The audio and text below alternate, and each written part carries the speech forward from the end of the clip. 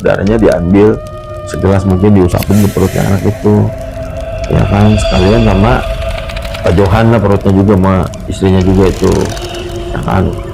Astagfirullahaladzim Bang Ucup, saya diserang lagi Bang Ucup, diserang lagi ya kan, diserang lagi, padahal ada guru saya itu, ada Pak Haji itu, diserang lagi saya sampai saya jatuh berat begini ya kan.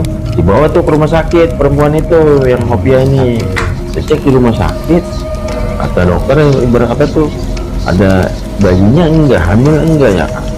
Berapa lama dirawat itu, dalam seminggu dokter juga namanya nggak ada perubahan, makin lama makin sakit. Nggak terdeteksi penyakit. Enggak, penyakitnya nggak ada, Tapi perutnya besar. perutnya gitu. besar, jatuh jebret tuh dukun itu lemah ya kan. Nah nggak lama kemudian cowoknya ini nih, cowoknya mantan ini nih lagi naik grab gitu, astagfirullahaladzim, nyari lagi ketabrak kontainer Bang Ucup. Tuh musibahnya ada kayak gitu tuh, makanya Mungkin pergantian dari perbuatan. nah mungkin Iya, seperti iya. itu Bang Ucup. Iya.